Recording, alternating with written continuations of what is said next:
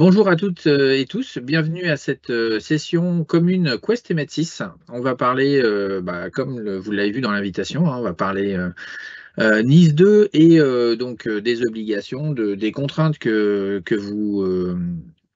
vous aurez probablement à subir et puis aussi de solutions, hein. On va pas parler que problèmes, on va essayer de parler solutions aussi. Très bien, on peut peut-être commencer par se présenter. Ouais, déjà, ouais. Alors, je commence ou tu commences?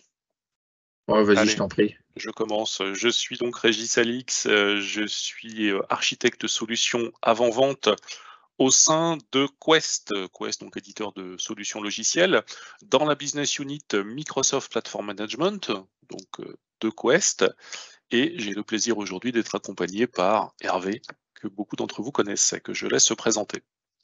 Donc, bonjour à toutes et tous, Hervé Thibault. Je suis rattaché à la direction technique Métis. Et puis, alors à part le titre qui est pas forcément parlant, où on se demande si on peut avoir un métier, j'interviens sur des projets, principalement autour de l'identité et de la partie device, sur les sujets de sécurité qui sont à la mode en ce moment et qu'on va évoquer aujourd'hui. D'où ma présence pour t'accompagner, Régis.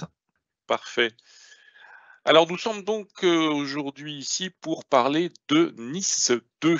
Et donc Nice 2, c'est la Network and Information Security version 2, qui est une directive européenne et qui est donc la suite de Nice 1, évidemment. Alors, Nice 1 a été signé, publié en 2016 et transposé en droit français en 2018. Nice 2 a été signé en décembre 2022, donc par l'Union européenne, par l'ENISA, et a été publié donc à ce moment-là, et sera transposé en droit français très certainement en 2024. Alors, ce sont des directives européennes, c'est-à-dire que ce ne sont pas des lois, ce sont des guides de façon à ce que les pays membres puissent justement rédiger des lois qui respectent les guides dans ces directives. Alors, Nice version 1 avait imposé, ou du moins avait entraîné la nomination ou la désignation de 300 entités en France désignées comme opérateurs de services essentiels. Donc c'était les 300 entités, environ 300 entités, qui étaient concernées par Nice 1. Alors ces entités à l'époque étaient désignées par un arrêté de la ou du Premier ministre suivant les périodes, donc en concertation avec les ministres de tutelle des entités en question. Alors pourquoi une version 2 de Nice? Tout simplement pour harmoniser en fait la cybersécurité. C'était déjà un peu l'idée de Nice 1, mais Nice 2 va en fait augmenter cette notion d'harmonisation de cybersécurité au travers des États de l'Union européenne. Notamment, on verra que la notion de nomination des notions d'opérateurs, des entités opérateurs de services essentiels posait un problème puisque du coup, il n'y avait pas vraiment, ou en tout cas pas précisément, de critères désignés, en tout cas de critères explicitement indiqués dans la directive, ce qui va être changé, notamment au niveau de Nice 2. Donc Nice 2 est là pour en fait renforcer Nice 1, amener de nouveaux guides en termes d'harmonisation de cybersécurité, et elle va étendre également énormément le scope de Nice 1. Donc, comme je le disais, étant une directive, eh bien, chaque État membre a un délai pour pouvoir la transposer en droit local, donc pour pouvoir tout simplement créer des lois nationales qui vont respecter cette directive. Alors, chaque État membre a 21 mois à partir de la signature. En France, on envisage donc des lois qui seront mises en place à partir du deuxième semestre 2024. Alors, il faut savoir qu'il y a déjà en fait des travaux en cours pour rédiger des lois, ou plutôt des propositions de loi à ce stade, avec des conseils de l'ANSSI qui intervient comme conseiller à ce moment-là du législateur pour tout simplement guider ces travaux. Alors, là, on va rentrer dans quelque chose de très technique puisqu'il s'agit du descriptif quasi mot pour mot de la directive qu'elle contient elle-même. En gros, à quoi elle sert au niveau des États membres? Pourquoi Nice 2 au niveau global de chacun des États membres de l'Union européenne? Alors, on ne va pas passer du temps à lire tout ça, c'est compliqué, c'est légal et c'est particulièrement indigeste. On va simplement retenir que l'idée, c'est de garantir en fait le plus haut niveau possible de cybersécurité de manière commune pour l'ensemble des États. Donc éviter en fait les disparités de niveau de cybersécurité au travers des différents États suivant en fait leur interprétation de NIS 1 qui était plus facilement interprétable que le sera NIS 2.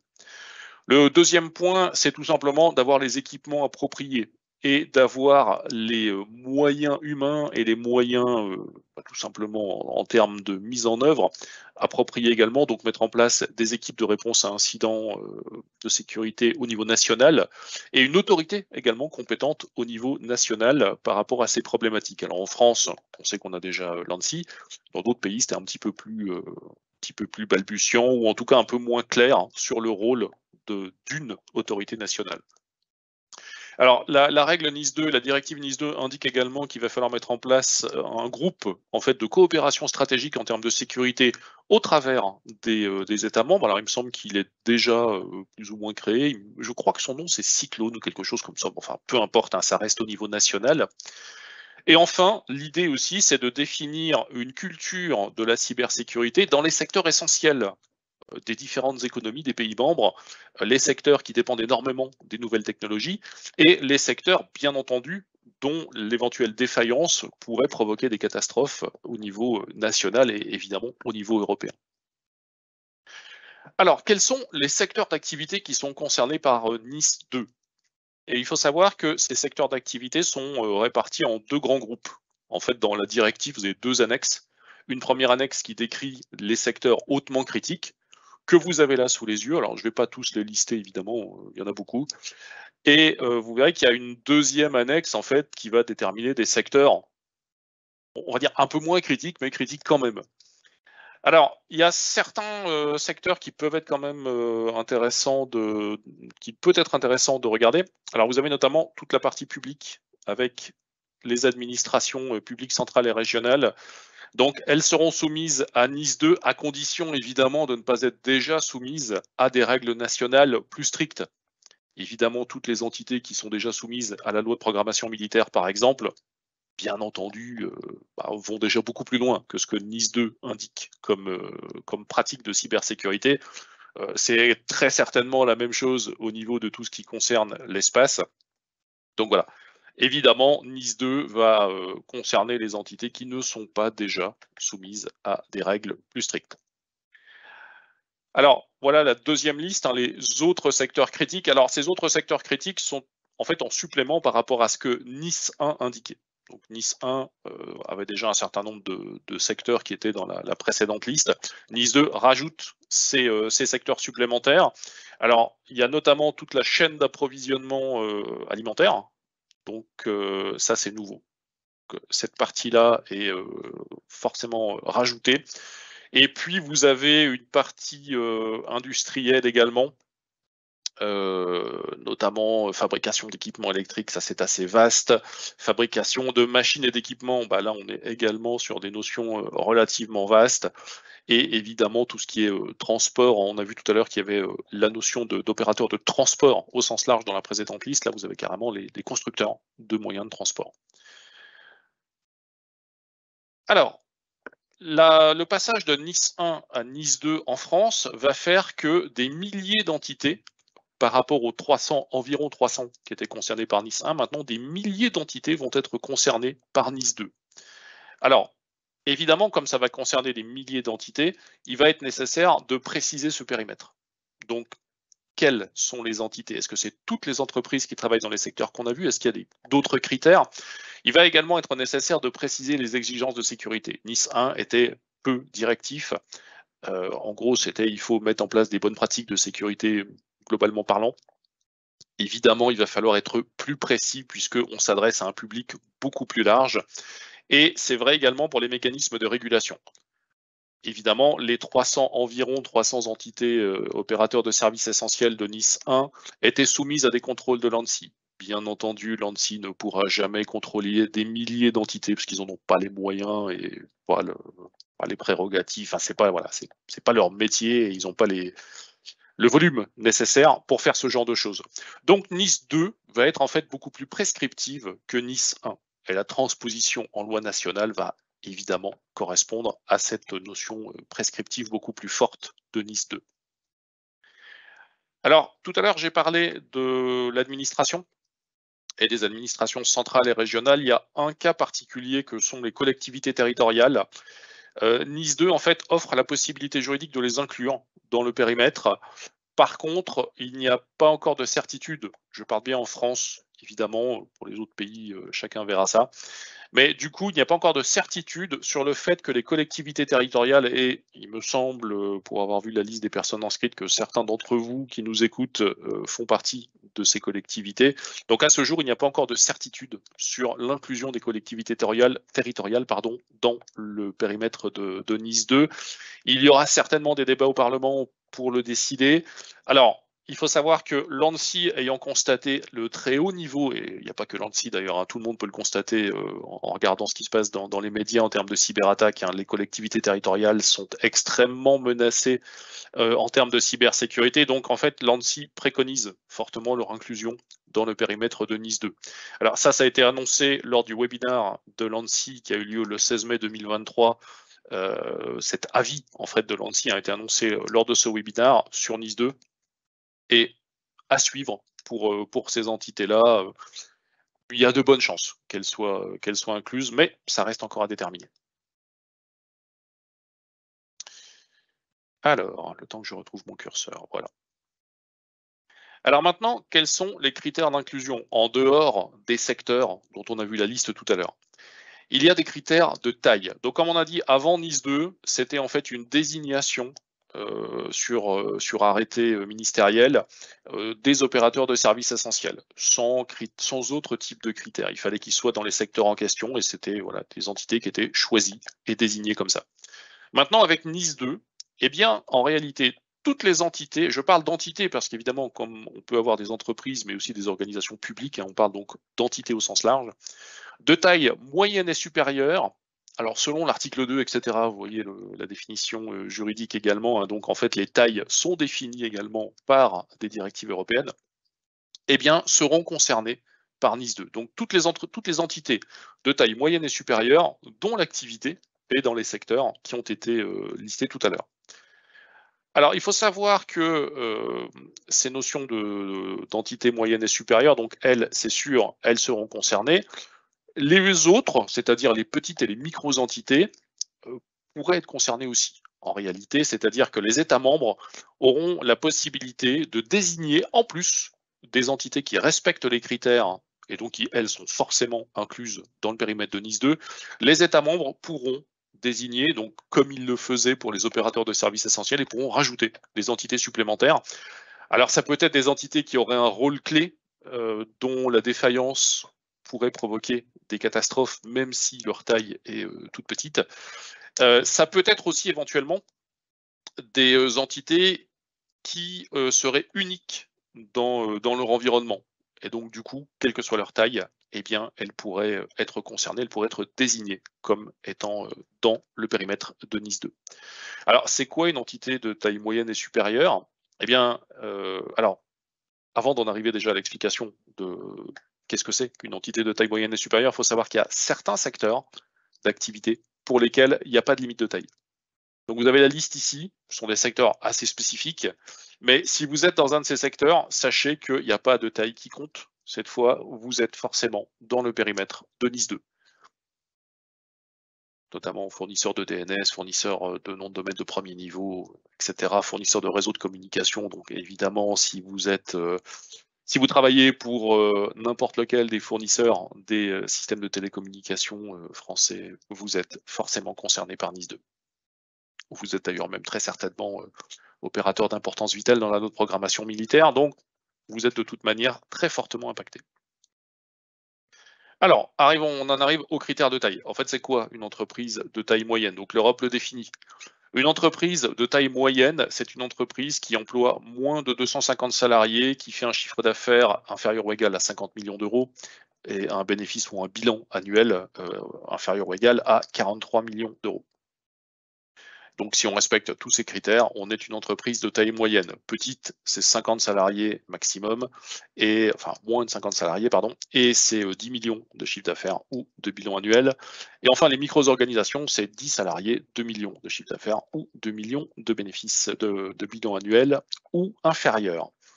Ce qui veut dire que les entreprises concernées par NIS 2 sont celles qui travaillent dans les secteurs qu'on a vus tout à l'heure et qui emploient du coup plus de 50 salariés. Donc la limite en fait, c'est ici, c'est moyenne et supérieure. Donc les moyennes sont concernées, celles du dessus, c'est-à-dire qu'au-dessus de petites, tout le monde est concerné par NIS 2, à condition bien sûr d'être dans les domaines en question. Donc plus de 50 salariés concernés, moins de 50 salariés, comme on l'a vu tout à l'heure, normalement pas concernés, mais ça dépend. Ça dépend du rôle que l'entité tient dans son secteur d'activité. Ça dépend du nombre d'entités qui ont ce même rôle. Donc un rôle peut-être un peu moins critique, mais avec une entité qui est la seule à le tenir, pourrait se voir à ce moment-là désigné comme faisant partie du périmètre.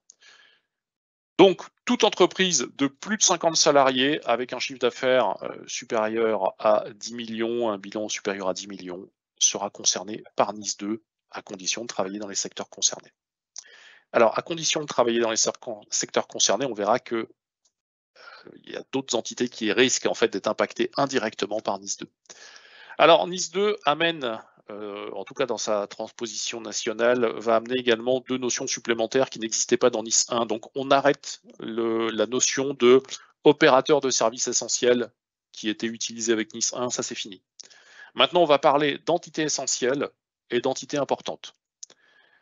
Alors, pourquoi deux types d'entités? On va voir que, évidemment, suivant leur taille, suivant leur activité, elles n'auront pas forcément on va dire la même criticité, le même niveau de criticité, et du coup, on n'aura pas forcément les mêmes exigences. Oui.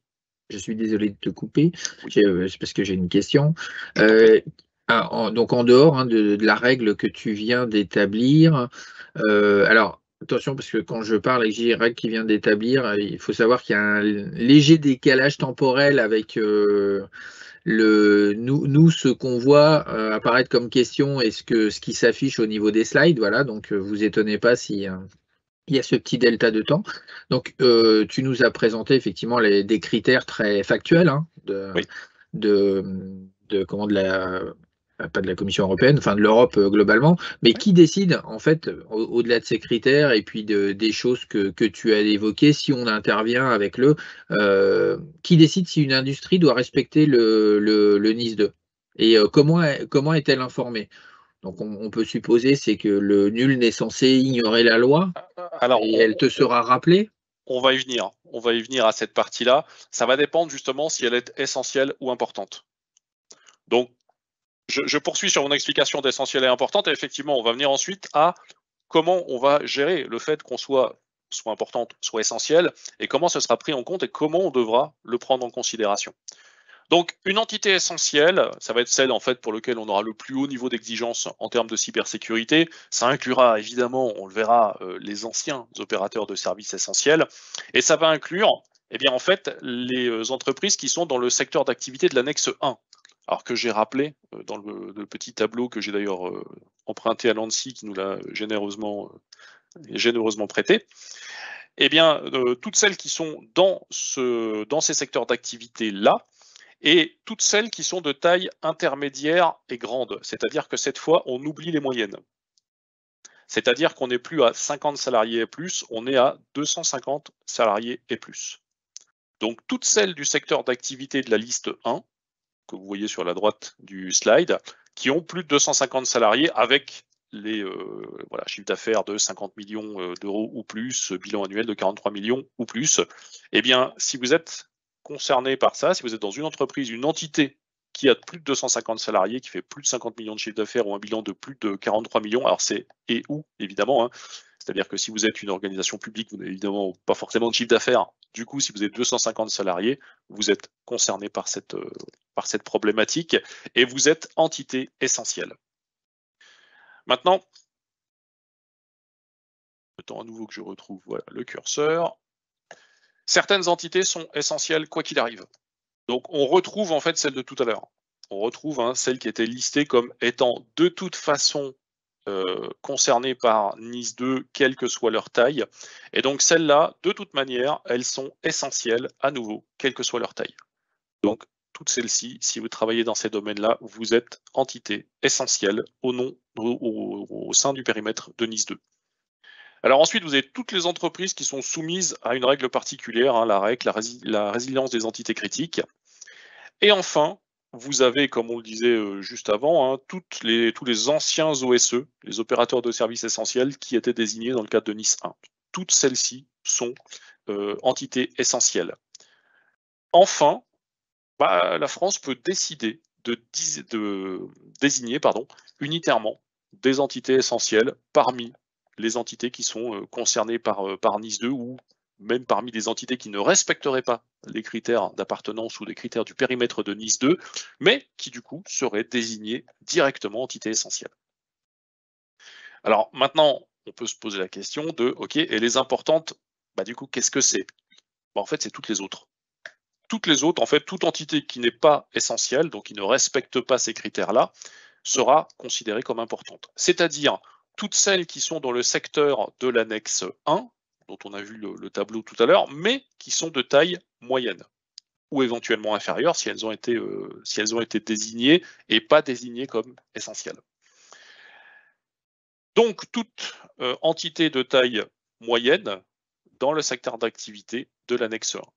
Et enfin, toutes les autres, c'est-à-dire toutes celles de l'annexe 2 qui sont de taille moyenne et supérieure. Moyenne, c'est-à-dire à partir de 50 salariés, hein, comme on l'a vu tout à l'heure, et 10 millions de chiffre d'affaires et de bilan, eh bien, sont des entités importantes. Alors, maintenant, on peut se poser la question effectivement de pourquoi cette différenciation entre deux types d'entités. Donc NIS 2 intègre en fait une proportionnalité entre les entités essentielles, les EEE, et les entités importantes, les EI. Alors, pour le moment, c'était les acronymes qui sont utilisés par l'ANSSI. Je suppose qu'ils vont rester. Alors déjà, en termes de mesures de sécurité, clairement, une EI, une entité importante, serait pour la grande majorité de taille inférieure aux entités essentielles. Elles n'ont forcément pas les mêmes moyens, elles n'ont pas forcément non plus les mêmes enjeux suivant leur activité. C'est aussi pour ça que la France pourra décider de désigner certaines entités comme essentielles en fonction éventuellement des enjeux, mais pour les autres, à partir du moment où elles sont en dessous de la taille moyenne, on considérera par défaut que leurs enjeux de sécurité sont moins critiques que pour les entités essentielles. Du coup, les niveaux d'exigence de sécurité seront différents, évidemment inférieurs pour les entités importantes et plus élevés pour les entités essentielles. Alors, un exemple, pour les entités essentielles, la régulation se fera alors ex ante, c'est à nouveau un terme de l'ANSSI, c'est-à-dire que c'est eux qui décident des contrôles. Donc les entités essentielles pourront se faire contrôler à tout moment, comme les opérateurs de services essentiels pouvaient l'être jusqu'à présent sous NIS 1, tout simplement. Pour les entités importantes, en fait, il n'y aura pas de contrôle, on va dire, en amont d'un éventuel problème.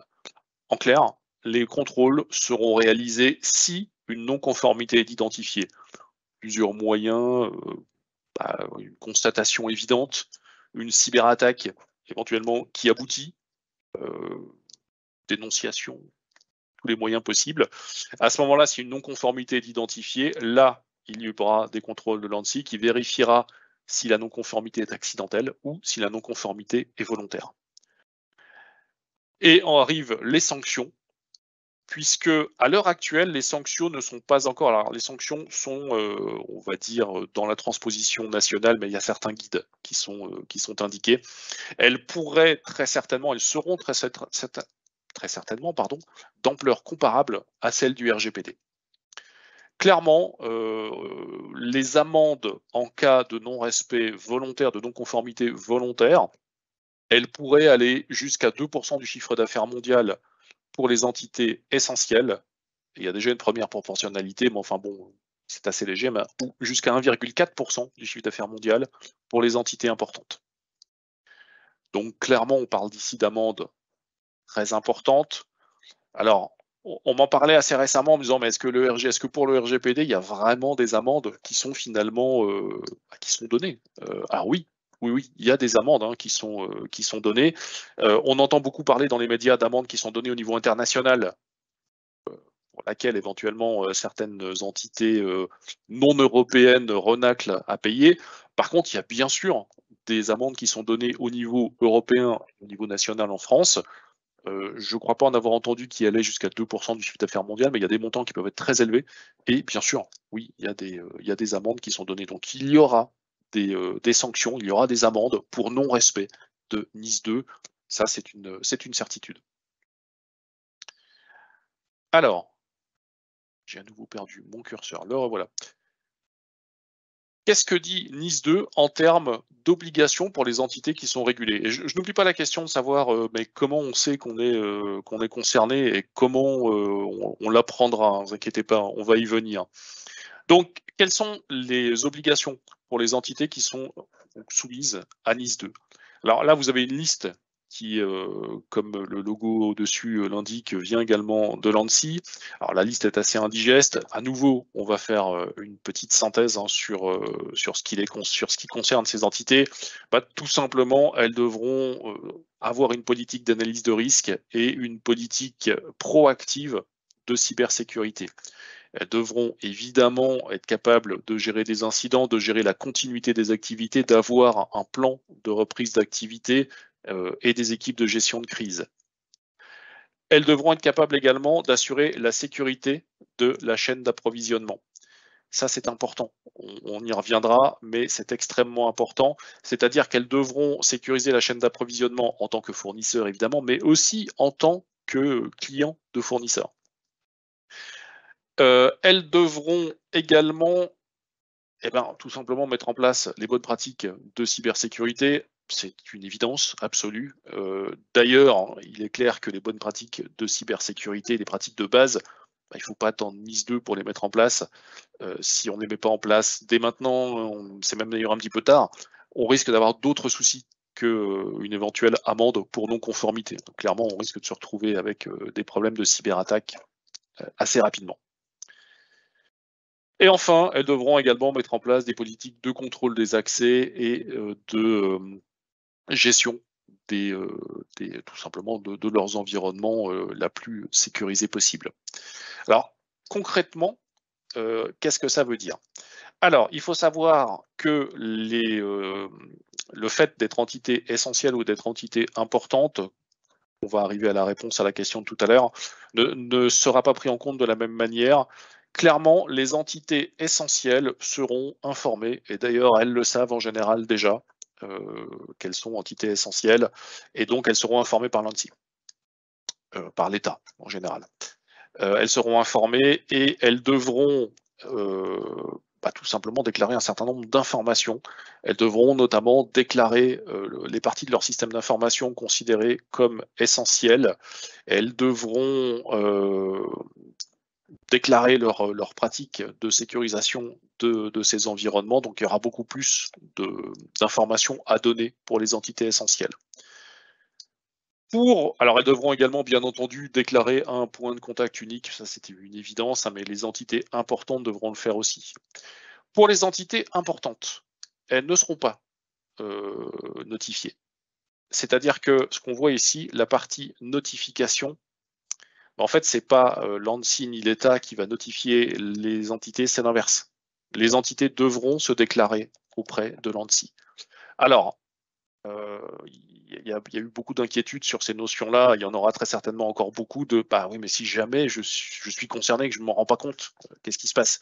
Alors évidemment, il y aura un grand nombre de communications qui réexpliqueront les critères, qui iront plus loin dans le détail de ces critères qui, pour le moment, sont les critères quasiment bruts de la directive. L'ANSSI va organiser également des consultations avec les différents secteurs d'activité concernés. Donc, vous inquiétez pas, il y aura de l'information et vous pourrez également vous renseigner.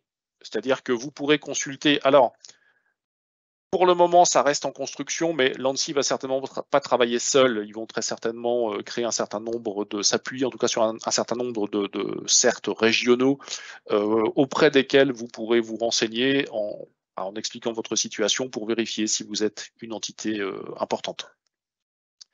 Si c'est le cas, vous devrez donc vous déclarer vous devrez également déclarer un point de contact unique et vous devrez mettre en place les pratiques qu'on a vues tout à l'heure dans la liste précédente. Alors, vous ne devrez pas déclarer des parties de votre système d'information essentiel, tout ça, c'est uniquement pour les entités essentielles.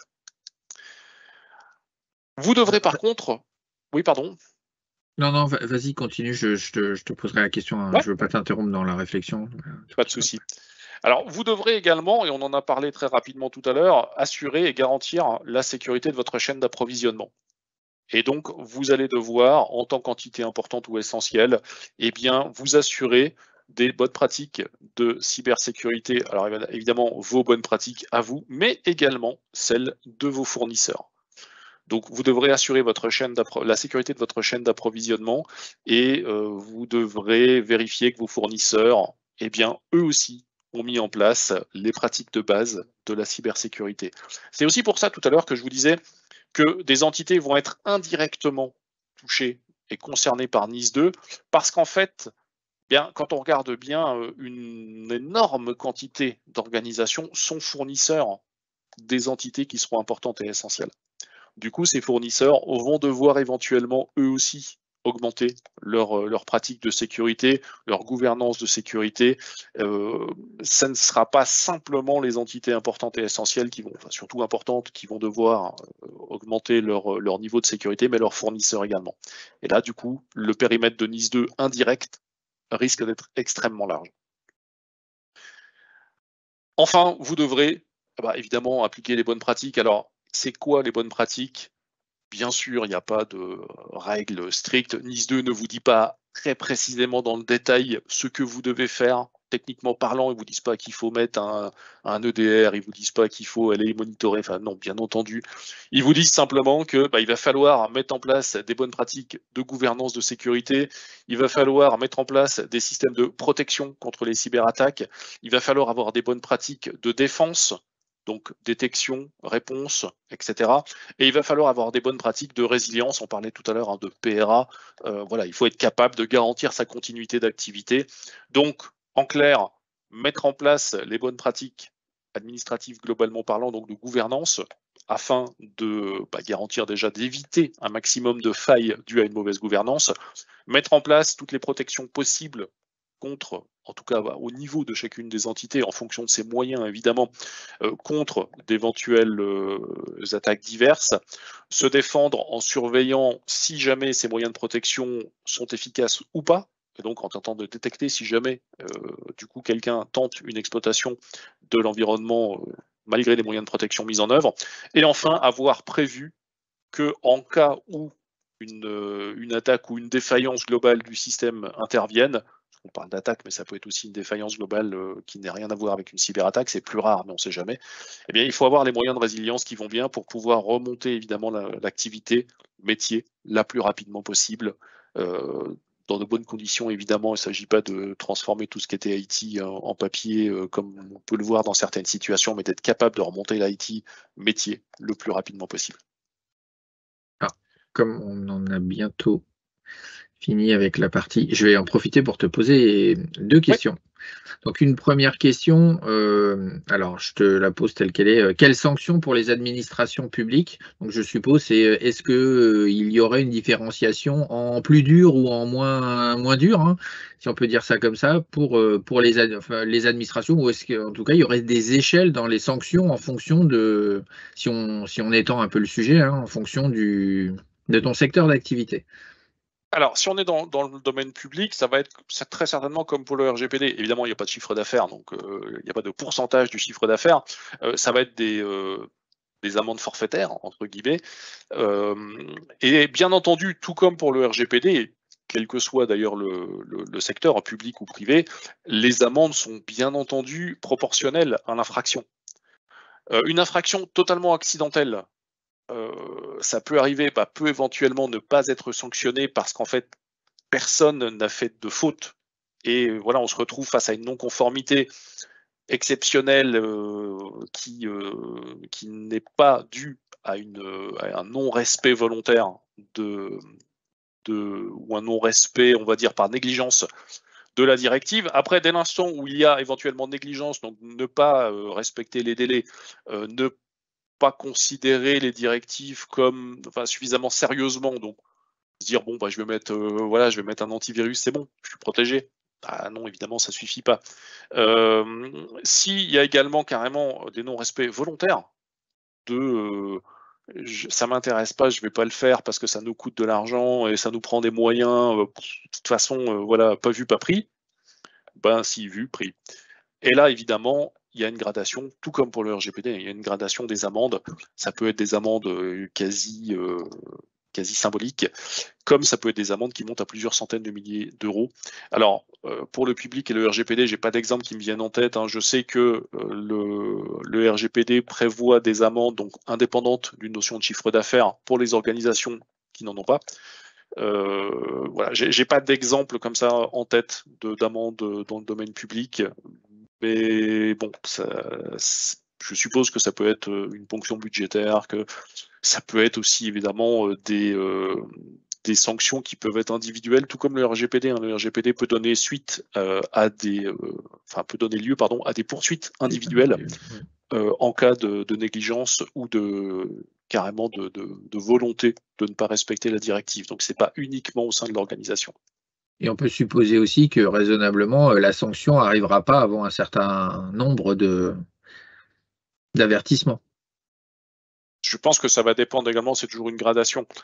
Si c'est une non-conformité accidentelle, il peut y avoir effectivement un avertissement en disant faites ce qu'il faut, voilà ce qu'il faut faire maintenant, corriger, avec très certainement des contrôles derrière pour vérifier. Une fois qu'on s'est fait prendre, on sera contrôlé plus régulièrement. Bien sûr, si au cours d'un contrôle ou suite à une défaillance entraînée par une non-conformité, on s'aperçoit que en fait rien n'a été mis en place ou que c'est simplement des fausses déclarations aussi, on peut tout à fait dire j'ai mis ce qu'il fallait en place et c'est pas vrai. Ouais. Là, je suis pas sûr qu'il y aura des avertissements. À mon avis, ça partira directement dans de la sanction. Je pense qu'il y aura directement une sanction. Après, là, c'est un avis. Je ne veux pas non plus me soustraire ni au législateur, ni à l'ANSSI, ni à quoi que ce soit, mais il y aurait de bonnes chances quand même, à mon avis, qu'il y ait une première sanction, éventuellement de taille moyenne. Puis si jamais ça se reproduit, là, cette fois, on pourrait monter très très haut dans les sanctions et dans les amendes. Ouais, de toute façon, il y a un certain nombre de choses qui devront être reprécisées, probablement, comme tu le disais, par l'ANSSI à notre niveau. Alors, il y a une question qui est assez, qui est assez compliquée, donc je te la garde juste après, mais une qui vient et qui est extrêmement intéressante. Enfin, on voit qu'il y a pas mal de questions effectivement, que ça soulève un certain nombre d'interrogations, et une qui est extrêmement légitime. J'ai un certain nombre de fournisseurs. Surtout si je traduisais pas bien vos questions, n'hésitez pas à le remettre en commentaire, parce que mon interprétation pourrait être faussée. Une analyse de risque, donc faite par moi-même en tant que société ou directement par les sociétés ou etc. Enfin, en général, on mandate pour effectivement faire une analyse de ces fournisseurs. Il y a des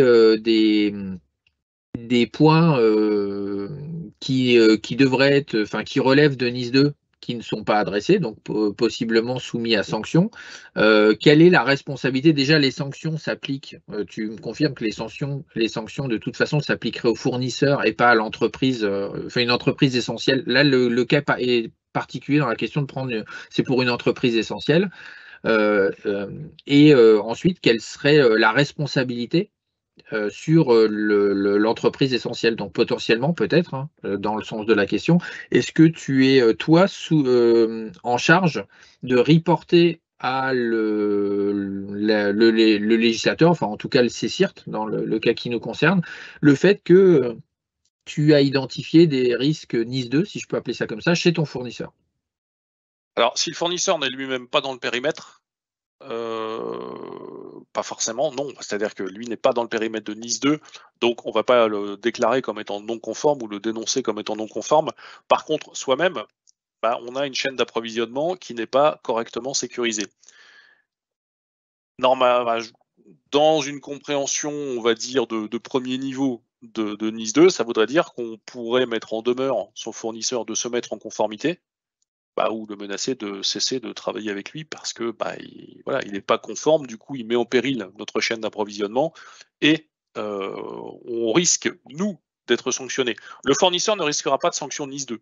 S'il n'est pas dans le périmètre, c'est pas lui qui va prendre l'amende. C'est l'entreprise qui n'a pas mis en place, ou qui en tout cas qui n'a pas garanti dans les meilleures possibilités sa chaîne d'approvisionnement, la sécurité de sa chaîne d'approvisionnement. Donc, à nouveau, dans ma compréhension, et ce sera très certainement à nouveau précisé dans la transposition nationale,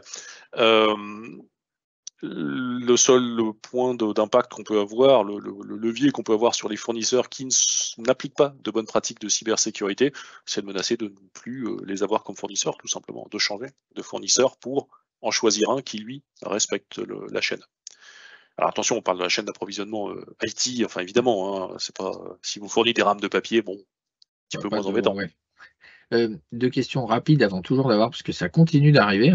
Hein. Donc tu me confirmes que le NIS 2 et RGPD, ça se cumule, c'est-à-dire qu'on peut être pénalisé 2 fois. Oui, bien sûr, oui, ça n'a rien à voir. Oui, bien sûr. Bien sûr, déjà parce que c'est pas forcément les mêmes infractions. C'est-à-dire qu'on peut avoir une très bonne cybersécurité et mal gérer les données personnelles. Ça n'a vraiment rien à voir, donc on peut tout à fait être sanctionné pour les deux. Après, si jamais on a des mauvaises pratiques de cybersécurité et que du coup on se fait voler des données, là je pense que ça pourrait être des poursuites qui seraient globalisées. Je suppose, là à nouveau, hein, c'est la transposition nationale qui dira si il y aura des poursuites côté NIS 2 et des poursuites côté RGPD si on s'est fait voler des données. Il y a de bonnes chances que ce ne soit pas le cas, que ce soit une sorte de poursuite globale pour les deux. Une question pour une administration publique, comme tu disais, il n'y a pas d'histoire de chiffre d'affaires dans une administration publique. Il y a donc le critère du nombre de salariés, probablement pas tout à fait, puisqu'on ne peut pas forcément considérer un hôpital comme une mairie, enfin si je parle là d'une collectivité territoriale, hein, pas forcément d'une administration publique. Les hôpitaux sont dans le domaine de la santé, donc ils sont concernés. Voilà. C'est pas public. Enfin, si, bien sûr, mais pour certains, en tout cas. Voilà, ils sont dans le domaine de la santé. Publique, voilà. Normalement, ils seront concernés. C'est pareil, il y a de bonnes chances que les hôpitaux soient désignés par l'État comme de toute façon des entités concernées. Ça sera à voir dans la transposition, mais je pense que les hôpitaux, ou en tout cas toute organisation dans le domaine de la santé, doit s'attendre à être concernée par ce genre de mesures. Rapidement, avant de passer à toujours cette question, parce qu'elle sera compliquée, je pense. Est-il pertinent dans ce cas de mettre en place un contrat fournisseur lié à la sécurité comme un contrat qualité? Je pense que la réponse, elle est... Oui, ça paraît effectivement intéressant, au moins d'avoir éventuellement un suivi déclaratif des bonnes pratiques de cybersécurité de ses fournisseurs. Évidemment, on ne va pas aller soi-même, surtout si on est une entité qui n'est pas de taille énorme, on ne va pas aller auditer ses propres fournisseurs, mais leur demander des déclarations sur leurs bonnes pratiques, ce qui permet éventuellement de se retourner contre eux d'un point de vue juridique si jamais il s'avère qu'ils ont menti. Voilà, on va partir du principe que tout le monde est de bonne foi et déclare correctement. En cas de déclaration mensongère, évidemment, on pourra se retourner contre eux puisqu'il y aura effectivement des signatures de documents qui garantissent ces bonnes pratiques. Donc oui, ça peut être effectivement intéressant de mettre en place ce genre de choses ou au moins de faire une sorte d'audit, d'envoyer des documents de demande de déclaration à ses fournisseurs. Non, voilà, est-ce que vous avez vous-même des pratiques de gouvernance? Est-ce que vous avez un PRA, etc., de façon à, on va dire, avoir une idée du niveau de sécurité de sa chaîne d'approvisionnement, éventuellement de mettre un peu de pression sur les fournisseurs qui n'auraient pas ce qui est nécessaire, voire envisager d'en changer si jamais il n'y a pas d'autre solution. Et nous, pour parler de notre expérience et de notre position, hein, donc je pense que les gens nous connaissent déjà, donc je présente, mais effectivement, on intervient dans des milieux très sécurisés, comme on pourrait dire, et on a de plus en plus, et quasi systématiquement dans un secteur d'activité, et le questionnaire RGPD, et le questionnaire, effectivement, pour décrire, on a une PSSI, on traite les données, les données non soumis à RGPD, mais d'autres données à caractère sensible, la façon dont on gère nos postes, etc., etc. J'ai encore des questions. Je vais passer quand même à une question qui est extrêmement intéressante. C'est l'impact de NIS 2 avec des relations extra-européennes. C'est-à-dire qu'une entreprise américaine qui souhaite travailler avec une entreprise européenne sous NIS 2. Ton Même avis chose. en termes de rebond? Ce sera donc c'est un fournisseur, donc il va falloir s'assurer de ses bonnes pratiques et lui demander qu'elle déclare ses bonnes pratiques. Évidemment, il faut que le fournisseur soit dans un pays et qu'il y ait des contrats qui permettent d'éventuellement se retourner légalement contre le fournisseur s'il a menti dans ses déclarations. Si on travaille avec des pays avec lesquels il n'y a quasiment aucun lien juridique, enfin voilà, des pays un peu compliqués, évidemment le document ne vaut pas grand-chose parce qu'ils peuvent vous déclarer ce que vous voulez. Si jamais vous êtes en non-conformité, vous avez un problème et vous êtes impacté par une sanction NIS 2 et que vous vous retournez vers un fournisseur, mais légalement, vous n'avez aucun moyen de lui imposer quoi que ce soit, bon, ça c'est un problème. Mais si on reste dans des pays avec lesquels on a des relations juridiques tout à fait correctes, vous allez travailler exactement de la même manière en lui demandant ces bonnes pratiques. Et comme le disait Hervé, nous chez Quest également, on a de plus en plus de clients maintenant qui nous demandent, alors pour le moment c'est essentiellement on va dire des entreprises qui seront essentielles quand NIS 2 sera transposé et appliqué, donc des entreprises de taille importante, mais qui nous demandent de remplir un certain nombre de formulaires indiquant effectivement comment on traite les données, comment on développe nos logiciels, comment on sécurise la chaîne d'approvisionnement en tant que fournisseur, donc comment on sécurise la mise à disposition de notre code, hein, puisque nous sommes éditeurs auprès de nos clients, etc. etc. Voilà, on rencontre ça déjà depuis un certain temps maintenant. Ouais, puis, alors une remarque, c'est effectivement que Eric, il dit que, mentionner effectivement, engagement sur l'honneur, hein, puisqu'on ne peut pas forcément être vérifié effectivement et puis une question de dire: «Si nous dépendons d'un fournisseur unique sur le marché, quels sont les leviers pour leur imposer de se mettre en conformité?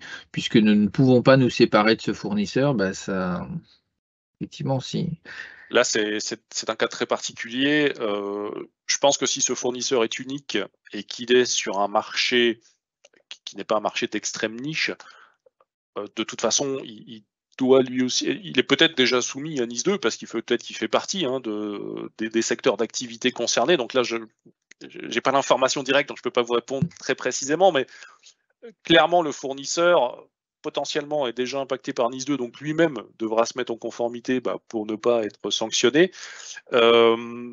Ensuite, tout dépend de ce qu'il vous fournit comme prestation. Comme on parle ici de fournisseurs quand même essentiellement IT, normalement, s'il est unique sur le marché, c'est qu'il y a de bonnes chances qu'il soit concerné par NIS 2. À nouveau, si on parle d'un fournisseur qui vous fournit, je ne sais pas moi, du consommable, et qui n'a pas d'accès à votre IT, voilà, quand vous passez une commande, il vous livre, il vous facture, vous payez. Là, il n'y a pas de problème, bien sûr. bah, On parle de fournisseurs de la chaîne de la supply chain IT, avec un risque pour l'IT.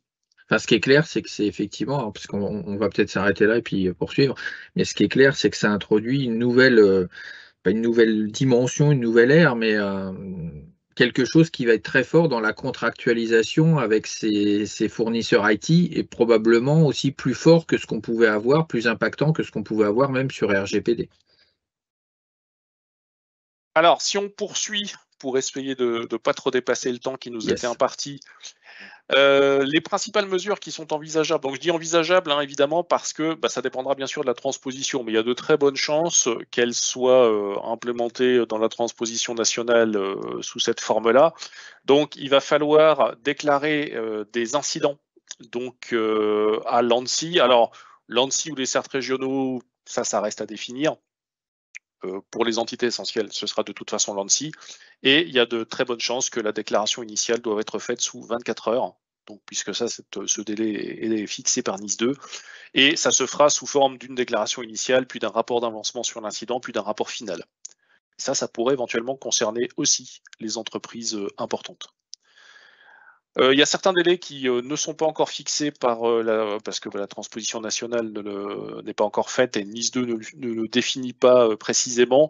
Donc, par exemple, le délai de notification à l'ANSSI ou à un éventuel CERT régional, alors surtout des EI, hein, parce que comme on a dit, les EE, bon, c'est plus elles qui seront informées que l'inverse. Les délais de notification, donc quand est-ce que les entités importantes devront s'être notifiées, c'est-à-dire quelle sera la deadline de notification. On n'en sait encore rien. On a encore le temps, clairement, hein, puisque, comme on disait, la transposition nationale, c'est octobre 2024 à peu près. Clairement, il ne va pas y avoir des sanctions le lendemain de la transposition nationale, donc un petit peu de temps pour ça, mais il faut s'y préparer. De même que pour l'implémentation des sanctions pour non-conformité, il y aura également très certainement un délai entre la transposition et la mise en œuvre des sanctions. Comme pour le RGPD, il y a eu une période un petit peu où on donnait des tapes sur les doigts, mais où il n'y avait pas d'amende pour que toutes les entreprises, les organisations se mettent en conformité et le temps de se mettre en conformité.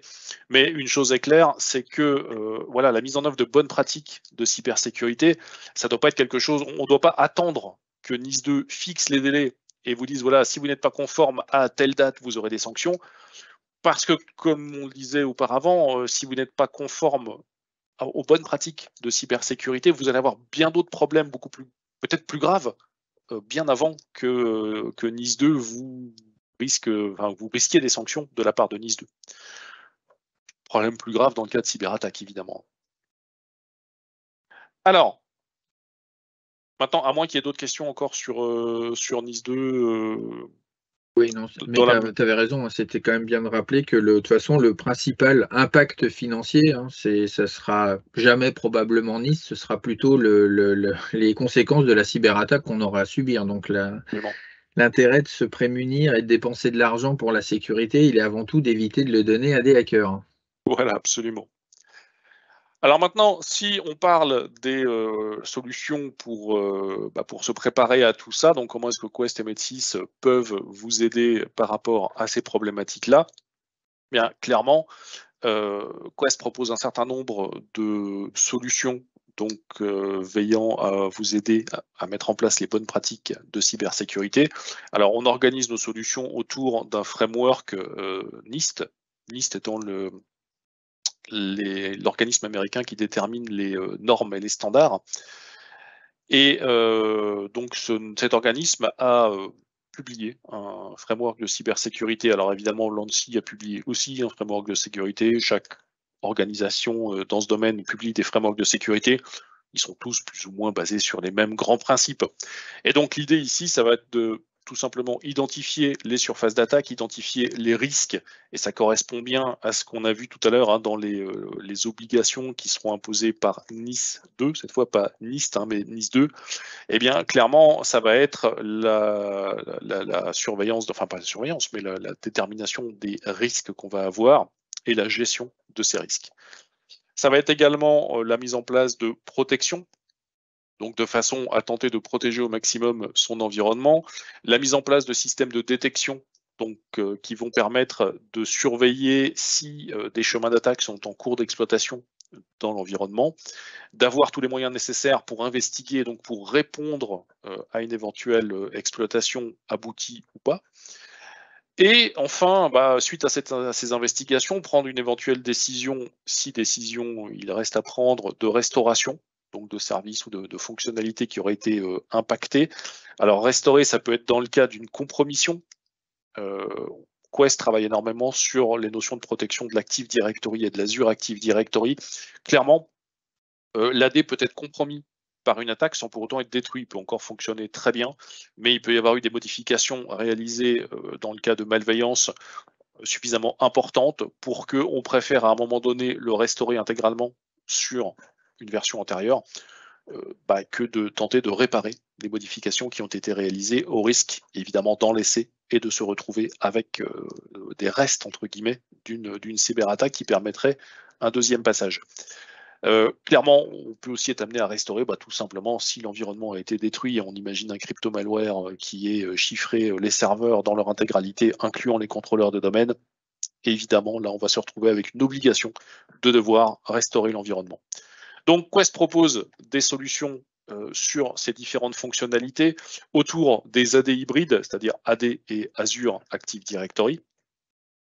Et donc, on va permettre d'identifier notamment les indicateurs d'exposition, qui sont tout simplement les valeurs ou les paramétrages qui permettent d'identifier si le paramètre est à risque ou pas, ou si l'environnement est à risque ou pas.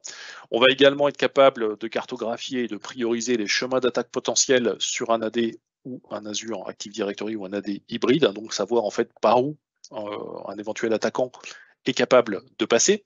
On va proposer des solutions qui permettent de protéger l'Active Directory notamment contre des actions malveillantes, tant au niveau de l'annuaire qu'au niveau par exemple des GPO qui sont souvent utilisés pour déployer des charges virales ou qui sont utilisés également pour diminuer les niveaux de sécurité de l'environnement Active Directory. Par exemple, si vous voulez diminuer un niveau de chiffrement Kerberos pour faciliter des attaques de type Kerberos, eh bien vous pouvez le faire par GPO, donc c'est quelque chose qui peut tout à fait être utilisé.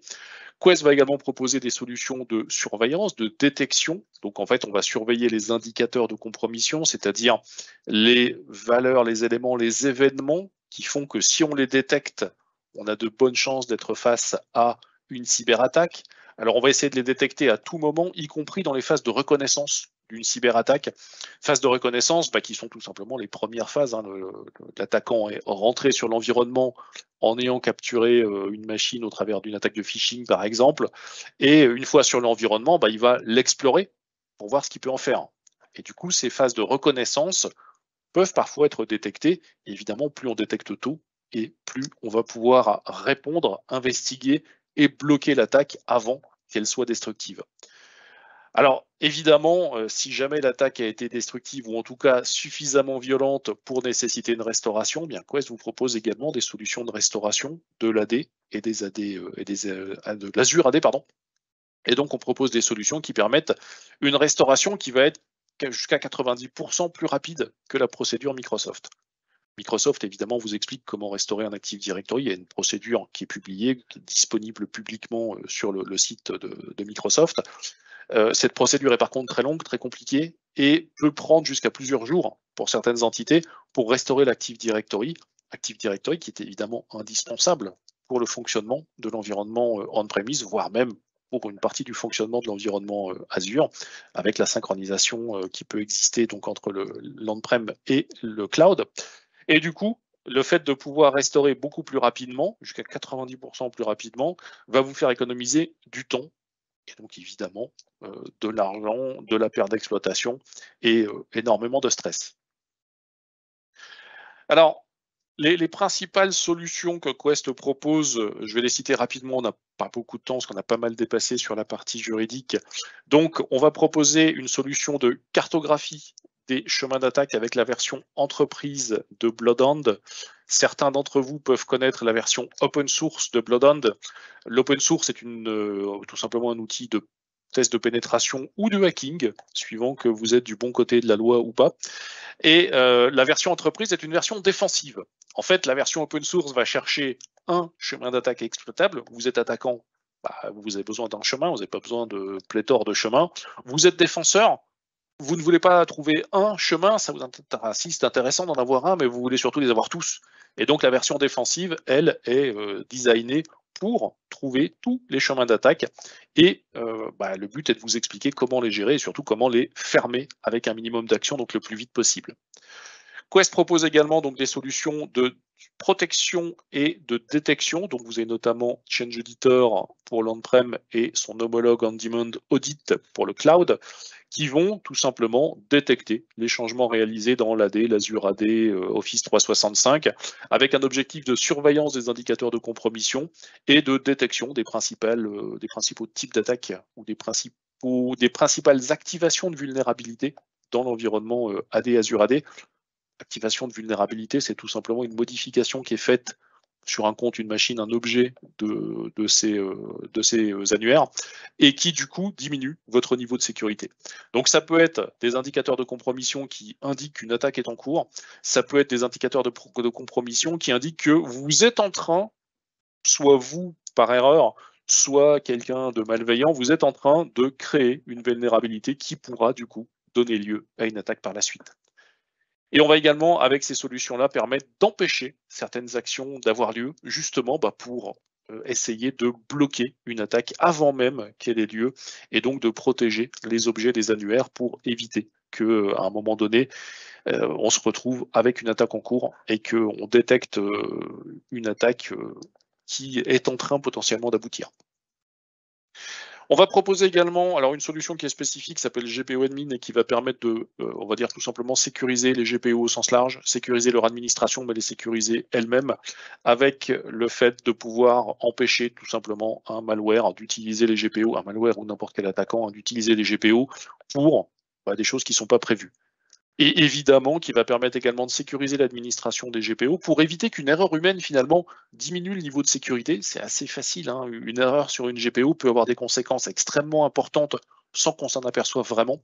Et donc l'idée ici, c'est d'avoir, on va dire, une supervision de l'administration des GPO, une sécurisation de leur administration pour éviter que, par erreur, quelqu'un, à un moment donné, diminue le niveau de sécurité de l'environnement.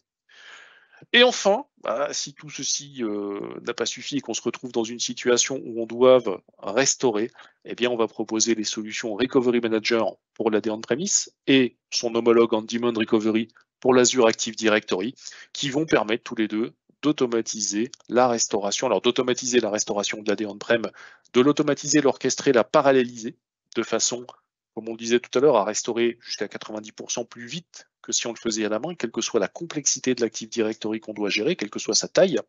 Et enfin, pour On-Demand Recovery, on va être capable de restaurer des objets de l'Azure AD, soit des objets hybrides, soit des objets purement online de l'Azure Active Directory, soit tout simplement suite à des mauvaises manipulations, mais soit également, pourquoi pas, à des attaques qui auraient fait des modifications importantes et dangereuses dans l'annuaire online, de façon à pouvoir le remettre dans une situation stable et sécurisée.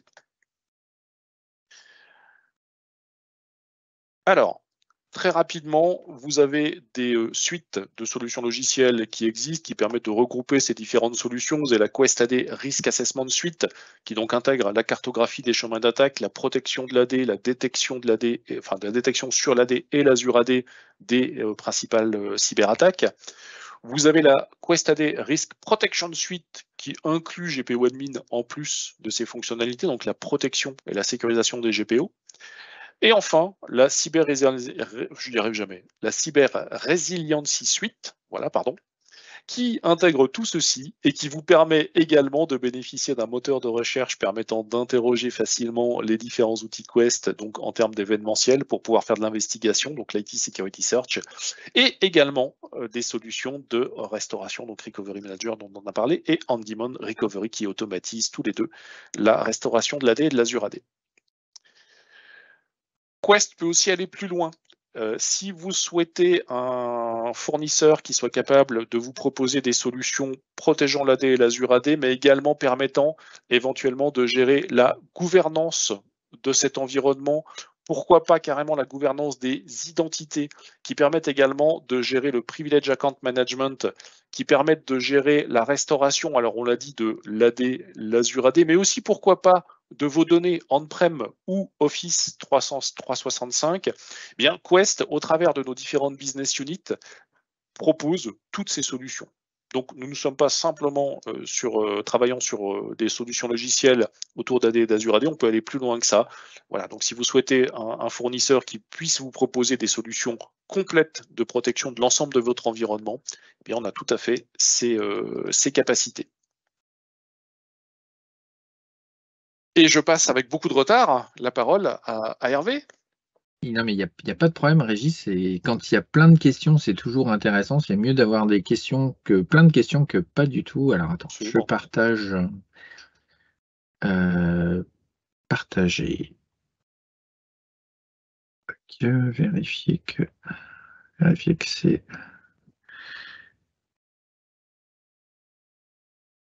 Hop.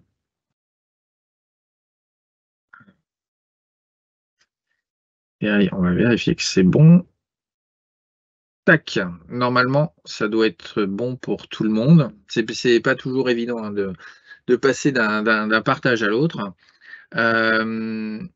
Alors, super rapidement, effectivement, Metsi, je pense qu'il y en a pas mal qui nous connaissent. Pour ceux qui nous connaissent ou ceux qui ne nous connaissent pas, mais ceux qui nous connaissent, il y a une petite nouveauté, c'est qu'effectivement, on n'a plus longtemps, on parlait de 10 agences, maintenant on parle de 11 agences, puisqu'on a ouvert très récemment l'agence de Brest. Donc, forte présence dans le dans le grand Ouest. Et puis, deux sujets qui nous intéressent, deux centres de services, un cloud, donc au sens de ce qu'on appelle du MSP, hein, des services managés, et puis un centre MSSP, donc de services managés dédié à la sécurité, qui est localisé à Tours, hein, mais les services sont fournis partout, donc et sur lequel j'aurai l'occasion de revenir très rapidement. Ça, donc le Métis, il y a quelques années, donc a pris un virage très sensible sur la cybersécurité. Notamment, on a rejoint un certain nombre d'associations, donc c'était Exatrust en premier. On a ensuite obtenu, et notamment dans le cas de Nice 2, c'est aussi un sujet qui est particulièrement intéressant, c'est le label Cyber Expert, hein, auprès du CERT-FR, donc de l'ANSSI. Donc on est présent au campus cyber et on a rejoint il y a maintenant 2 ans Microsoft Intelligence Security Association, donc qui regroupe effectivement un ensemble d'acteurs autour des fournisseurs, donc que ce soit en termes de solutions, ce qu'on appelle ISV, hein, type Quest, effectivement, je fournis des solutions dites logicielles, ou je fournis des services, donc dans notre cas, au sein de cette association. Et puis, donc, il y a, ça doit faire aussi 2 ans maintenant, la création du Concordance Club, donc par Chario, donc où il y a peut-être des membres, hein, ou si vous ne l'êtes pas, rapprochez-vous de nous. Donc, c'est un club de RSSI qui se réunit régulièrement, c'est à peu près une fois par mois, pour discuter d'un certain nombre de sujets, de points chauds autour de la cyber. Notre métier historique, extrêmement rapidement, donc on a un ensemble de compétences, effectivement, puisque la sécurité, on a parlé d'Active Directory, ça intervient beaucoup, même pas que. Voilà, il n'y a pas que les environnements Microsoft, il y a du Linux, il y a de la WS, il y a tout un ensemble d'autres choses, mais il y a beaucoup, effectivement, d'entreprises, en tout cas, qui ont une très grande majorité qui ont des environnements Microsoft. Et en termes de cyber, cette année, on a obtenu effectivement le label Partner of the Year France pour la catégorie sécurité cyber. Donc là, la question, je pense que vu tout ce que nous a dit Régis, elle ne se pose plus, hein, sécurisé ou pas, telle n'est plus la question, parce que de toute façon, je pense que la plupart n'ont pas attendu de toute façon Nice 2, hein, c'est clair. Il y a pour répondre aux problématiques de sécurité. Là, je reviens juste, donc je recite un certain nombre de sujets, effectivement, revenir sur le rapport d'activité. Alors, il y a plein d'autres choses qu'il contient, effectivement, de l'ANSSI, mais 2 sujets, donc l'adoption de la directive Nice 2 par l'ANSSI, dont Régis a déjà parlé. Et puis, il a également parlé du lancement du programme d'incubation des CSIRT régionaux. Pourquoi c'est important pour nous? Parce que nous, on a la volonté, effectivement, c'est une orientation stratégique, de devenir un de ces CSIRT régionaux et donc d'être, entre guillemets, l'interface de déclaration d'un certain nombre d'incidents pour le compte de l'autorité et donc de l'ANSSI.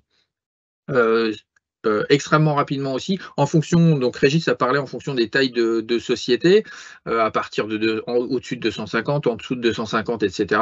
Donc quand on souhaite commencer et quand on est relativement d'une taille relativement modeste, il y a l'ANSSI fournit tout un ensemble de ressources et notamment des recommandations assez générales, effectivement.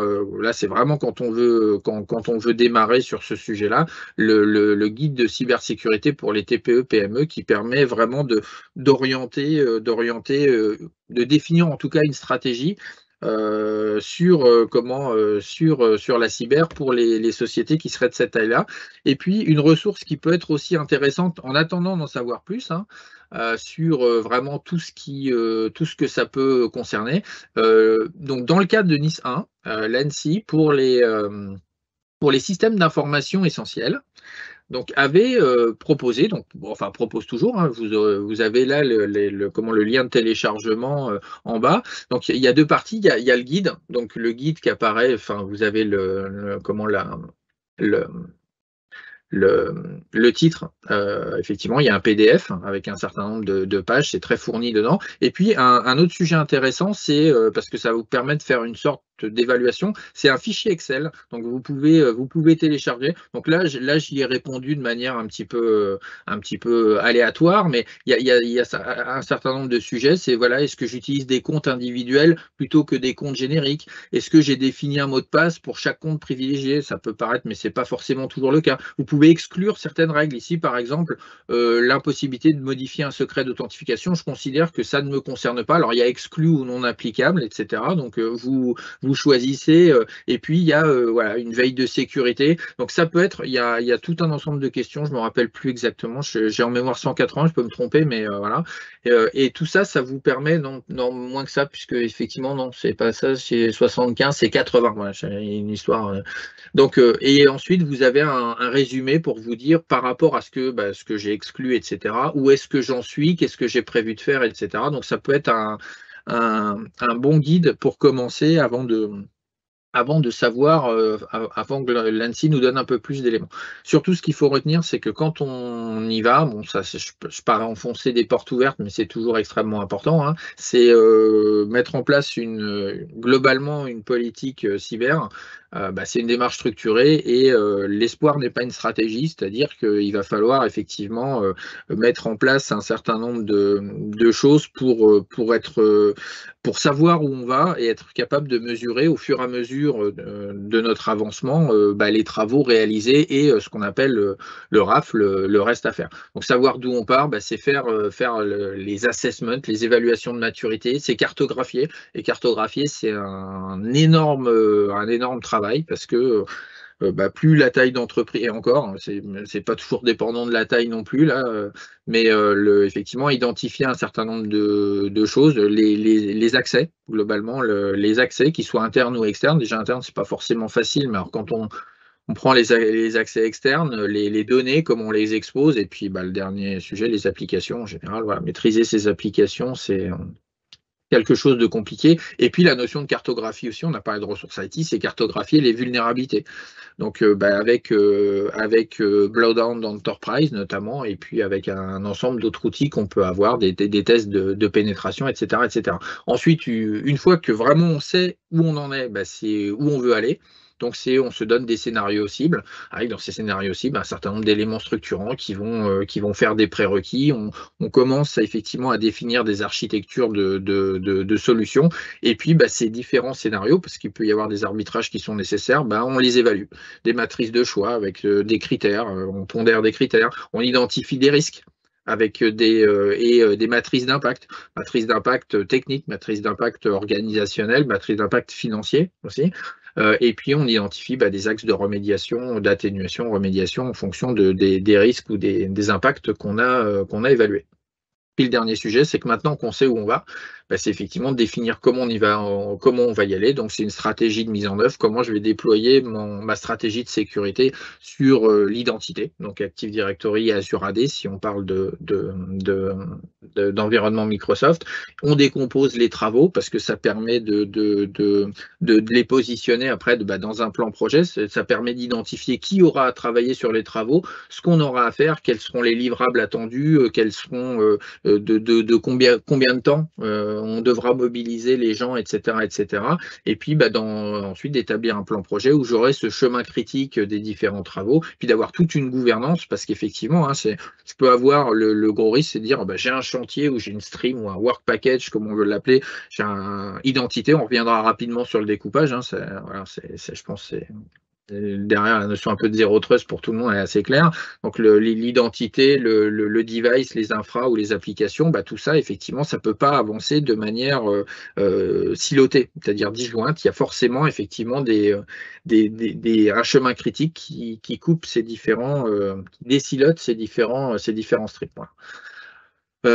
Et effectivement, je l'ai déjà un petit peu dit, mais il y a une grille de lecture pour cette notion de stratégie cyber. On utilise Zero Trust. Alors Zero Trust, c'est utilisé pour tout et n'importe quoi, à bon escient ou à mauvais escient, mais le Zero Trust reste ce qu'il est. Et notamment, il y a 6 piliers qui sont identifiés: l'identité, l'infrastructure, device, data, network, apps. Je l'ai mis exprès dans cet ordre-là parce qu'effectivement, nous, on a une offre d'évaluation de maturité. Alors, il y en a un certain nombre, hein, mais avec 3 niveaux, le niveau de base, le niveau avancé, le niveau optimal, etc. Et pourquoi je l'ai mis dans ce ordre-là? Parce qu'on l'appelle I2, D2, NA, voilà, avec les 2 identités, les 2 device data et le network apps. Et l'idée, c'est effectivement dans la phase où on doit savoir d'où on a, et c'est-à-dire aussi, on identifie des enjeux et on se donne une direction. L'ANSI fournit aussi des points de contrôle Active Directory, puisque on va commencer. Alors c'est le sujet aussi du jour. On pourrait pas. J'aborderai un petit peu d'autres piliers, mais super rapidement, parce que de toute façon le temps défile un peu, de Zero Trust. Mais voilà, le sujet, l'identité, elle est au cœur de tout, hein, ça on le sait pour tout le monde. Elle est au cœur des attaques, mais plus globalement, elle est au cœur du SI, parce que par l'identité et les accès, globalement, c'est par là que je suis en mesure de travailler, d'accéder aux applications, enfin de faire le travail. C'est le premier geste qu'on fait le matin, on se connecte, etc. Donc sur la partie Active Directory, on le rappelle au cas où, mais voilà, hein, l'ANSI rappelle que il y a eu une énorme recrudescence. Je ne sais plus encore cette année, le chiffre, ça avait encore accru, je crois, de 22%. Je ne sais pas si tu as le chiffre toi en mémoire, mais par rapport à l'année d'avant où c'était déjà énorme, hein. Donc l'ANSI ne dit pas que ce qu'on entend souvent dire, ouais, mais l'AD c'est une passoire. Non, il y a un design qui a été fait d'une certaine façon, et il y a des façons il y a des solutions pour le sécuriser qui existent. Et donc l'ANSI parle plus d'un faible niveau de maturité sur les annuaires qui met en danger les systèmes d'information, parce qu'effectivement, si je récupère le Graal d'admin du domaine, je compromets, enfin dans le cas en tout cas d'un ransomware, je paralyse tout un pan, voire tout le système d'information complet de l'entreprise ou de l'établissement ou de l'administration publique qui est attaqué. Donc ça, je pense que c'est pas mal connu par tout le monde. Donc vous avez notamment l'ANSI pour un certain nombre d'opérateurs. Donc à voir aussi, moi j'ai pas d'infos dessus, Régis, mais à savoir si le RADAD, je pense que ça parle à certains, qui est accessible, hein. C'est une sorte d'examen de sécurité, de relevé d'indicateurs de compromission qui est disponible pour un certain nombre d'acteurs. Avec lequel travaille l'ANSI. Peut-être que dans le cadre de Nice 2, ça sera étendu à un plus grand nombre d'acteurs, mais c'est à voir. Mais ça c'est une échelle qui est assez connue. Nous-mêmes, au sein du MSSP, on reprend aussi ces indicateurs de compromission pour fournir cette même évaluation des indicateurs pour les entreprises ou collectivités qui n'auraient pas droit à leur ADAT. Donc pareil, hein, vous avez l'air, je passe relativement vite. Ce slide-là, ceux qui ont l'habitude de nous voir avec Régis, ils l'ont vu un certain nombre de fois, mais c'est toujours bon de le rappeler, c'est intéressant pour ceux qui ne l'ont pas. C'est dans une sorte de graduation en disant on parle d'outils, on parle tout un tas de choses, et il faut le faire dans un certain ordre, suivant la maturité qu'on peut avoir. Et puis il y a des choses de base qui ne coûtent pas forcément cher et qui font partie de l'hygiène, l'hygiène au sens Sécu Active Directory, qu'il est extrêmement important d'avoir. Et notamment, le premier sujet, c'est le patch management. Il arrive encore qu'on voit des entreprises ou des collectivités qui ne patchent pas. C'est le premier sujet, hein, parce que l'éditeur fait l'effort, voilà, fait l'effort entre guillemets, ça fait quand même partie du job, de fournir des patchs donc pour corriger ces vulnérabilités. Donc le sujet, c'est de les appliquer pour les corriger, c'est le premier boulot. Après, il y a un travail de hardening, donc un certain nombre d'opérations qui sont disponibles et documentées. Il y a l'ANSI, il y a Microsoft au travers du Security Compliance and Toolkit qui vous fournit des choses pour sécuriser le poste de travail, les serveurs, dont les contrôleurs de domaine, qui est un sujet hyper critique, et aussi un sujet qui est extrêmement important. Nous, on en parlait depuis longtemps, et puis ça a été mis en lumière dernièrement, parce qu'il y a des exploits VMware qui sont beaucoup utilisés ces derniers temps. Ouais, parce que quand je dois compromettre des serveurs, je les fais un petit peu un par un. Si je peux carrément compromettre l'hyperviseur qui héberge, et j'ai un taux de consolidation super élevé, un grand nombre de serveurs, c'est bingo, parce que là, en une opération, j'ai fait plusieurs travaux. Donc sécuriser l'hyperviseur, c'est aussi un gros point d'attention, et il doit même être le premier dans la chaîne de hardening. Après, le process, c'est dire le Zero Trust, principe assume breach. On aura beau faire tout ce qu'on veut, un attaquant, des attaquants avec le ransomware as a service, avec tout ce la force qu'il peut avoir derrière, enfin tous les outils qu'il peut avoir, l'IA qui arrive aussi, alors l'IA, le terme a un peu galvaudé, mais toutes les capacités qu'il a de démultiplication d'une attaque font que ils y arriveront toujours s'ils ont vraiment la volonté de le faire. Et donc, effectivement, la capacité à restaurer l'environnement reste un incontournable. La partie EDR, là, on commence à s'attaquer à la source. On sait que ça rentre beaucoup par les postes de travail, mais aussi pour les serveurs. L'EDR s'applique aussi aux serveurs. Donc, appliquer un EDR part effectivement de l'analyse de type comportement, c'est un élément qui, c'est plus une option maintenant, c'est une obligation. Et puis, un sujet, la gouvernance des identités à privilèges. Donc ça, il y a des outils qui le permettent, mais c'est aussi se dire soi-même, je vais faire du nettoyage dans mes groupes à fort privilège au sens Active Directory, dans mes rôles, puisque là, on parle d'Active Directory, mais bien sûr, ça s'applique aussi à Azure Active Directory, dans mes rôles au sens Azure AD, Global Admin, Security Admin, qui sont à très fort privilège, puis les rôles un petit peu moins privilégiés, mais qui concernent des services, je sais pas, le Helpdesk Administrator, le Intune Administrator, l'Exchange Online Administrator, etc. Là, on est sur des choses qui sont relativement rapides à mettre en œuvre, et on va rentrer dans des sujets qui sont un petit peu plus complexes. Donc le premier, c'est le Tiering Model AD, j'y viens très très rapidement après.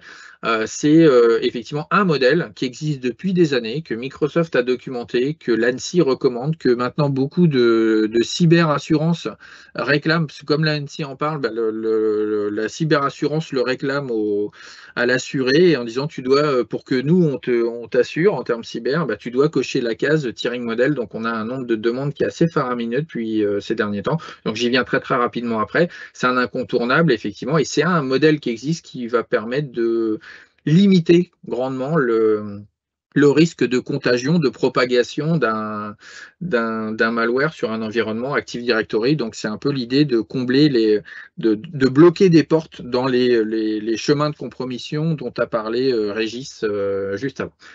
La partie gestion des menaces, donc c'est de toute façon mettre en place des outils qui permettent, en plus de tout ce qu'on a pu mettre en place, donc de regarder qu'est-ce qui se passe sur l'Active Directory de manière en termes de modification volontaire ou malencontreuse, parce que malheureusement, il y a aussi plein d'attaques qui résultent de modifications ou de mauvaises actions qui peuvent entraîner. Des fois, il n'y a pas besoin d'un attaquant pour supprimer ou pour corrompre complètement un Active Directory. Ça peut arriver aussi avec une mauvaise manip. Donc, il y a des outils comme notamment, tu en as parlé, un registre Quest Change Auditor, qui font très bien le boulot là-dessus. L'étape d'après, c'est tout ce qui va être effectivement la notion de PAM. Donc, c'est notamment de plus en plus, donc c'est un niveau de maturité, vous avez, on le voit dans pas mal de cas, la notion, enfin ça s'appelle différents noms, ça peut être, on l'appelle du bastion, on l'appelle du PAM, etc. Et c'est typiquement, on le voit dans beaucoup de cas, des entreprises qui sont quand même une certaine taille, avec des infogérants, donc de manière à dire, j'ai un infogérant environnement de travail, j'ai un infogérant qui est plutôt serveur. Dans mon environnement serveur, j'ai des bases de données, j'ai tout un tas de services dont la criticité business, sécurité varie, etc. Et je ne souhaite pas forcément communiquer des comptes à très fort privilège. Je souhaite pouvoir enregistrer tout ce qui se passe au niveau session, etc. Donc ces outils-là, effectivement, le permettent. Et puis le dernier niveau qui demande une maturité extrêmement élevée, c'est quand on va vraiment parler d'IAM ou d'IAG au plus haut niveau, avec certains niveaux. Alors il y a effectivement la partie provisionnement, des provisionnements n'en est qu'une partie, mais des outils comme One Identity Active Roles, où c'est pareil, on a toute une recrudescence de demandes de ce côté-là. Pour sécuriser l'identité, nous, on a ce qu'on appelle, alors il y a pas mal d'acronymes, on est très très prolifique en termes de, on s'imagine pas mal de choses. Donc le SIDK, donc rapidement, c'est dedans, on va trouver une partie qui va concerner le tiering. Donc derrière, c'est cette idée de deployment kit, hein, c'est dire nous, il y a des documents qui sont tout faits, il y a des supports d'ateliers qui sont tout faits, il y a des scripts qui sont préparés derrière, des scripts de déploiement, des scripts pour, enfin des modèles de GPO, d'isolation si on parle de tiering model, etc. Donc tout un tas de choses qui existent effectivement pour la partie tiering, pour la partie hardening, parce que effectivement le tiering à lui seul ne suffit pas, hein, comme je pense, je vous l'ai démontré juste avant.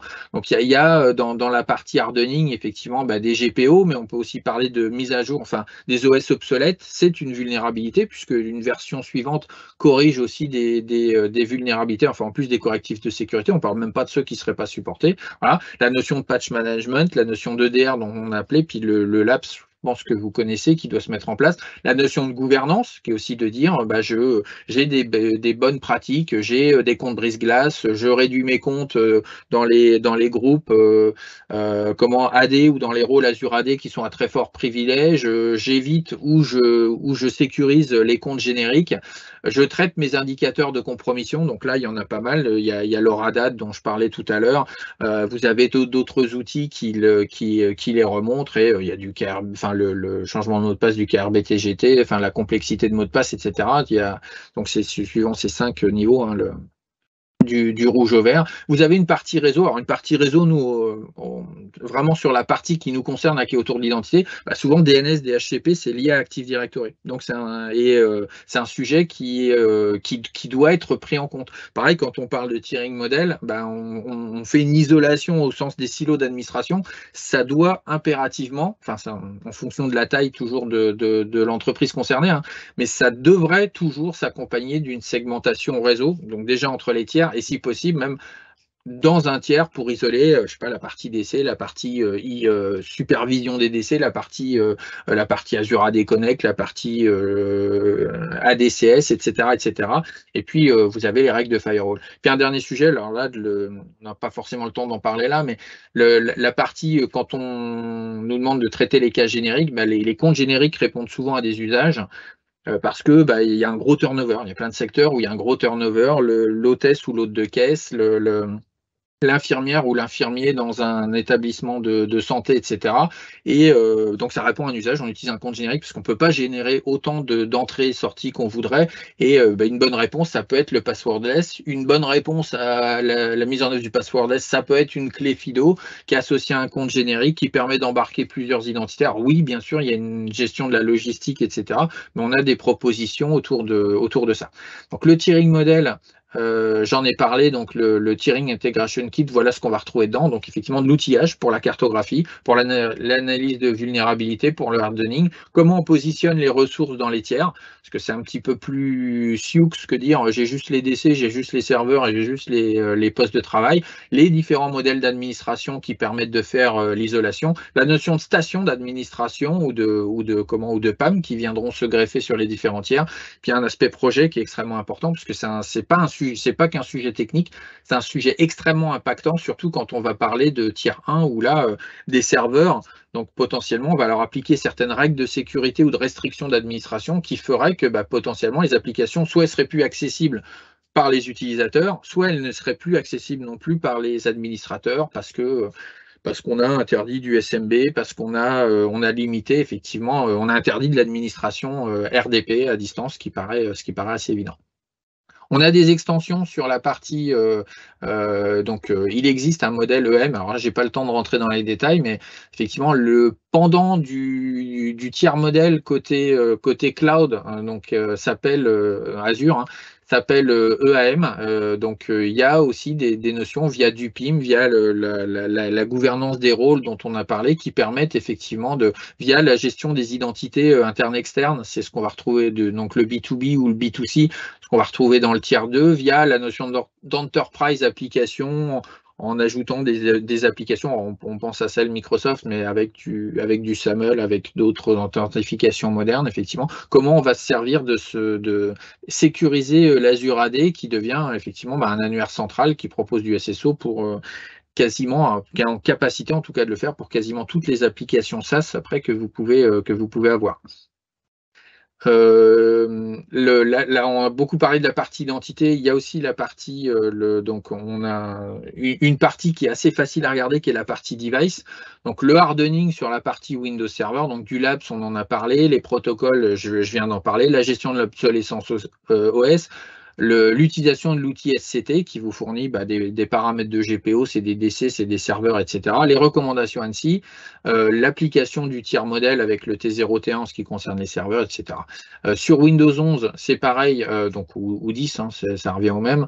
Vous avez tout un ensemble. Alors, si je suis en Enterprise ou en Pro, etc., il y a des petites subtilités, mais tout un tas de fonctionnalités, de couches de sécurité à l'intérieur qui s'appellent Defender, quelque chose Guard, donc du Credential, de l'Application Guard, de l'Exploit Guard, etc., du Sandbox, du Smart Screen, du Smart App Control, qui est une partie d'Application Control, etc., du Windows Hello for Business, pour rejoindre la partie un petit peu passwordless dont je parlais. Donc tous ces sujets-là, effectivement, on les traite, et notamment avec la partie Intune, en rajoutant de l'accès conditionnel et de l'Azure AD, ce qui permet aussi, l'intérêt d'avoir de Intune, c'est dire qu'on ne s'arrête pas au monde Windows. On fait de l'iOS, on fait de l'Android, on fait le profil qui est vraiment que corporate, le profil qui est un peu mixte entre j'autorise une partie perso et puis je gère vraiment un environnement corporate sur le device, jusqu'à j'intègre du BIOD, etc. Et la partie EDR que fournit Microsoft ou d'autres personnes ou d'autres sociétés, pardon. Ça, ce sont des sujets qui sont adressés. Là, je ne vais pas m'attarder, mais c'est issu de prestations qu'on a pu réaliser avec des environnements hybrides là au sens global, c'est-à-dire AD, Azure AD, MEM, ça s'appelait encore comme ça à l'époque, donc ou SCCM pour les anciens, et puis le monde Intune, jusqu'à effectivement travailler des environnements où on va passer sur des environnements full cloud. Comment je vais passer d'un monde qui était très on-prem à un monde full cloud basé sur un ensemble de services qui sont derrière. Juste pour terminer, j'en ai parlé au début, donc un MSSP, Medsys Managed Security Services, le M2S2, ça ressemble un peu à R2D2, facile à retenir, et avec un certain nombre de services qui sont fournis à l'intérieur. Le premier en termes d'historique et je pense en termes de volume, c'est le SOC. Donc nous, on utilise du Sentinel. Donc l'intérêt, c'est effectivement d'agréger. On va agréger des signaux qui viennent de Change Auditor, on va agréger des signaux qui viennent de tout un tas d'équipements réseau, de tout un tas d'autres choses, d'applications, de manière à effectivement identifier des attaques en cours, ou en tout cas les prémices d'une attaque. Un centre qui est dédié à la vulnérabilité, donc vulnérabilité sur les OS, sur les applications, donc pour remonter effectivement les différentes vulnérabilités. Celui que j'évoquais, donc le CERT, CCIRT, qui nous permet, on nous demande d'intervenir dans des attaques quand une entreprise, un AD notamment, enfin c'est le cas le plus général, a été complètement compromis, d'intervenir en urgence pour réparer la situation. Et puis ça serait effectivement l'idée d'aller vers ce CERT régional pour être capable de faire le relais de l'ANSI. On fait de la GRC et enfin on fait du test d'intrusion avec notamment l'outil Blowdown. Donc que ce soit alors là plutôt dans la version, on est plutôt dans l'aspect attaque Red Team que dans l'aspect Blue Team défense. Donc là on est vraiment, mais il n'y a pas que Blowdown dedans pour effectivement identifier ces indicateurs de compromission. Et puis là, vous avez l'exemple, effectivement, vraiment en termes de, juste sur la partie identité, de ce qu'on peut proposer dans un cheminement logique avec sur la partie identité, donc le Zero Trust Maturity Evaluation, mais vraiment sur la partie identité. Et puis après, voilà, les notions de dire d'où on part, puis après comment effectivement quelle est la cible, une cible si je veux mettre en place de l'Azure AD ou de l'hybridation, ou complètement transformer. On a de plus en plus le cas de quitter Active Directory pour aller vers Azure AD complètement, donc d'avoir un modèle de gouvernance. Et puis là on est vraiment dans la transformation et dans l'amélioration continue autour du sujet. Voilà, j'en ai terminé presque dans les temps. Merci beaucoup de nous avoir suivis. Je te laisserai le mot de la fin, Régis. Comme tu as commencé, tu auras l'honneur de conclure. Donc, je vois pas de nouvelles questions. Je pense que je peux passer la main, Régis. Effectivement, oui. Bah écoutez, à moi de vous remercier de votre participation à ce webinaire. Si vous avez des questions tant sur Nice 2 auxquelles potentiellement on pourrait répondre, alors si vous en avez maintenant, n'hésitez pas à les poser via l'interface. Si vous en avez par la suite, que ce soit sur l'implémentation Nice 2, alors attention bien sûr dans la mesure où on serait capable d'y répondre, et des questions éventuellement sur les technologies Quest, les solutions Quest, les prestations Med6, n'hésitez pas à nous contacter. Donc directement en répondant à l'email qui vous a été envoyé ou en nous contactant pardon, vos chargés de compte chez Quest et chez Med6. Nous sommes à votre disposition pour répondre à tout ceci. Merci encore et il me reste à vous souhaiter une excellente journée et un très bon appétit. Merci à toutes et tous et à bientôt. Merci beaucoup. Au revoir.